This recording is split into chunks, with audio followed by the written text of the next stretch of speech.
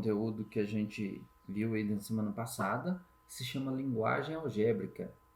É uma matéria, assim, até tranquila, mas muito importante, e a gente tem que ter alguns pensamentos aí com relação principalmente a letras, né, que a gente utiliza muito nessa matéria. Então vamos lá. Linguagem algébrica. Em muitos problemas matemáticos aparecem as seguintes expressões: um certo número ou um número. Então a gente começa a ler um problema de matemática, ele começa assim, ó: dado um certo número somado com 5 e vai, e segue o problema, né? Várias outras coisas vêm escrito no problema. Quando isso vem escrito, quando vem a gente vê essa palavra um certo número, a gente pode pensar que esse número seria uma letra. Por exemplo, a letra X, que é muito utilizada, mas pode ser qualquer letra, tá? Pode ser A, pode ser B, um certo número A, um certo número B, ou um certo número X também, que é muito utilizado, né? Um certo número X. Então, é dessa forma que a gente vai pensar. Aqui é a mesma coisa, a segunda frase aqui, ó. O dobro de um número. O dobro de um número seria o dobro de x. O que seria o dobro de um número? Por exemplo, o dobro do número 2, por exemplo, a gente sabe que é o número 4, porque a gente soma 2 mais 2, que vai dar o 4. Por exemplo, o dobro do número 7 seria 14, porque 7 mais 7 são 14. Então, o dobro do número, ele pode ser escrito assim: x mais x, ou ainda ele pode ser escrito como 2x, que é o mais comum a gente utilizar isso aqui, 2x direto, né? O quíntuplo com o quíntuplo de um número são 5 vezes esse número, então seria o quíntuplo de 2 seria 2 mais 2 mais 2 mais 2, 4, 5 vezes. Mas ao invés de escrever todos esses números, o que a gente faz? A gente faz 5 vezes 2, que é 10, não é isso? A mesma coisa acontece aqui. 5 vezes x. O pontinho a gente também serve como multiplicação, né? Agora, o quociente entre um número e o 4. Como que a gente vai fazer o quociente? Quando fala a palavra quociente, a gente sabe que é divisão. Então, um número eu não sei quem é, e eu vou dividir, então, esse número por 4. É o quociente entre um número, que veio primeiro aqui, x, dividido por 4. O quociente entre um número e outro. Agora, isso aqui é interessante. Então, o quociente entre um número, nós vamos dividir, e outro. Quem que é esse outro? Pode ser um y, ou um z, qualquer outra letra. Isso foi falado também nos vídeos anteriores, né? Só relembrando o que a gente já viu aí em vídeos anteriores. Agora, eu vou contextualizar um pouquinho essa situação, continuar falando disso mesmo, mas de uma maneira mais prática, porque a gente fica vendo aquelas letras, né? Parece que não tem nada a ver com a realidade aquilo, né? Mas tem. Veja bem, o dobro dessas duas laranjas, voltando na história do dobro, né? O dobro dessas duas laranjas, você diria para mim, é muito simples, né? São 4 laranjas, né? E se eu falar o triplo dessas duas laranjas? O triplo, né? 2 vezes 3 seriam 6 laranjas. Também sem nenhum problema nenhum. Bem tranquilamente é possível saber isso. O quádruplo, se eu disser 4 vezes essa laranja, essas duas laranjas, né? São 8 laranjas. Então você já compreendeu como que funciona. É assim. Bem tranquilo. Mas onde que entra essa história de x nisso aí? Aparece quando acontece a seguinte situação. Por exemplo, suponhamos que eu queira o dobro dessas laranjas, de todas essas laranjas que estão aqui na cesta. Mas eu não estou com paciência ou não quero contar. Então, ou não tem tempo, ou não tem como eu contar naquele momento, algum problema está acontecendo, eu não quero contar, eu quero só falar o dobro das laranjas. Então, eu posso escrever o dobro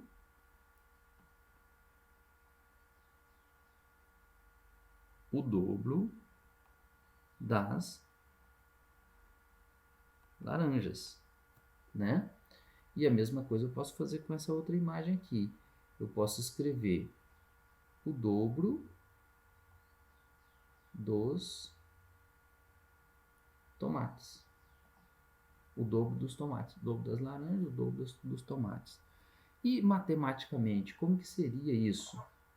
E aí que entra a questão, vamos supor que eu estou querendo juntar tudo, as laranjas com os tomates. Então eu escreveria o dobro das laranjas mais o dobro dos tomates. Seria igual a uma quantidade, mas eu não sei a quantidade, por quê? Porque eu não contei as laranjas e não contei os tomates, tá? Então, quando eu contar, e aí eu vou ter essas quantidades aqui. Pode ser, por exemplo, o dobro das laranjas, o problema, né? Mais o triplo dos tomates também. Então, você escreve dessa maneira, como uma multiplicação. Ou poderia ser diferente. Deixa eu mudar aqui um pouquinho, pegar uma borrachinha. Deixa eu apagar isso aqui.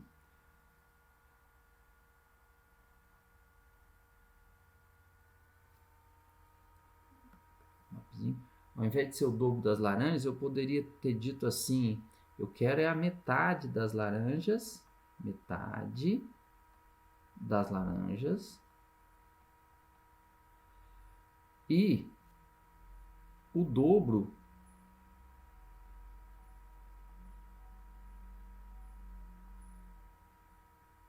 dos tomates.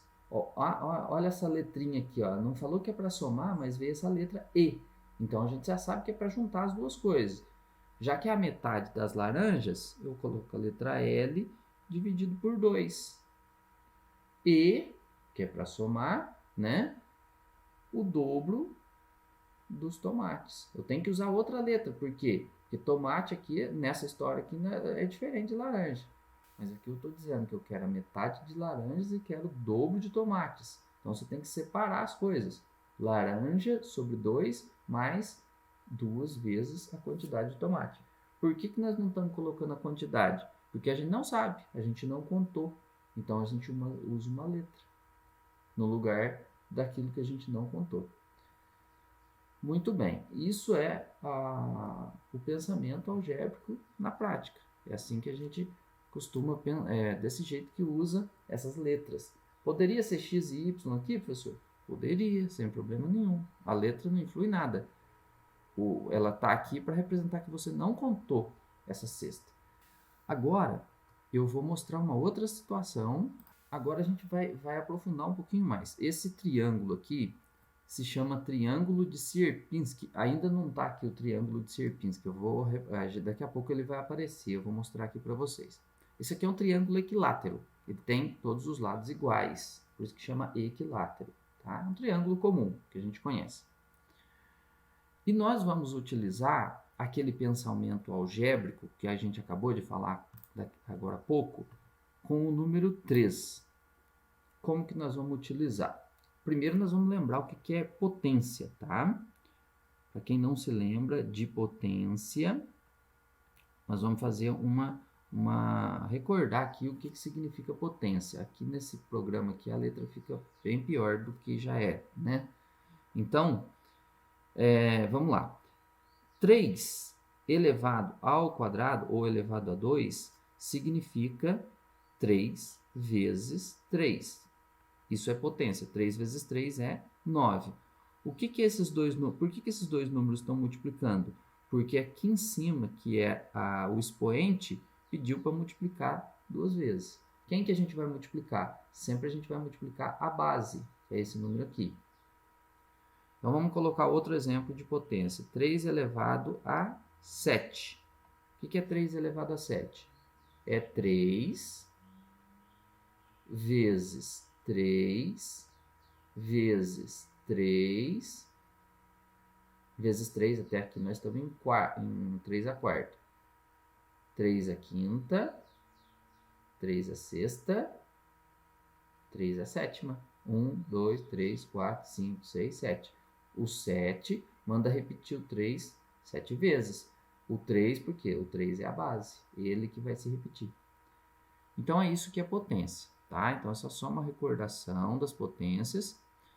Por que nós vamos utilizar essas potências? Pelo seguinte, como é um triângulo, nós vamos utilizar aqui o número 3, tá? E essa letra C aqui vai ser, como a gente acabou de ver na cestinha anterior, aquele valor que eu não sei exatamente quanto que é. Na verdade, esse valor aqui vai variar. Tem hora que ele vai ser 0, esse valor vai ser 0, vai ser 1, vai ser 2, vai ser 3, vai ser 4, vai ser 5 e vai subindo. Tá? Ele vai se aumentando ali. Então, aqui na expressão matemática, igual eu estava fazendo lá das laranjas, metade das laranjas eu colocava L sobre 2. O dobro das laranjas eu colocava 2L. Agora, nessa expressão aqui que nós estamos estudando, deixa eu pegar uma borrachinha para apagar só isso aqui.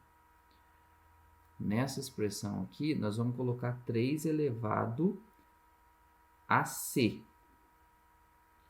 3 elevado a C. É uma potência. Isso aqui. Mas o que vale C? Não sei. Tem hora que ele vai ser 0, tem hora que vai ser 1, 2, 3, 4, 5. Depende do momento. Tá? Então, vamos iniciar com o 0, que já está aqui. 3 elevado a 0. Quanto que vale 3 elevado a 0? 3 elevado a 0, ou qualquer número elevado a 0, vale 1. Tá legal? E aí, o que tem a ver com esse triângulo? Tem a ver que aqui tem um triângulo mesmo. Então, quando aqui nessa letra C é o 0, você faz a conta com essa expressão aqui, você tem a quantidade de triângulos. Tem um triângulo aqui. Vamos fazer um teste, então, e mudar para 2, para 1 aqui, aliás. Tá aí, mudei para 1. E aí, o que vai acontecer? Olha, agora o C vale 1, não é assim? Então, a conta que eu tenho que fazer é 3 elevado a 1. E 3 elevado a 1 vale quanto na matemática, nas contas que a gente faz? 3 elevado a 1 vale 3. Olha só que interessante quantos triângulos tem aqui. Ó. Triângulo preto, tá? O branco não. 1, 2, 3. Então, 3 elevado a 1 vale 3. Vamos variar mais um pouco para ver se continua dando certo isso. Vamos para 2, então.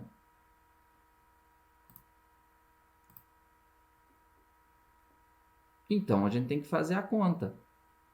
3 elevado a 2 agora. Por quê? Porque nós estamos colocando esses números aqui no lugar do C. Tá? Nessa conta aqui. Ó. Eu vou até colocar ele para cá. 3 elevado a C.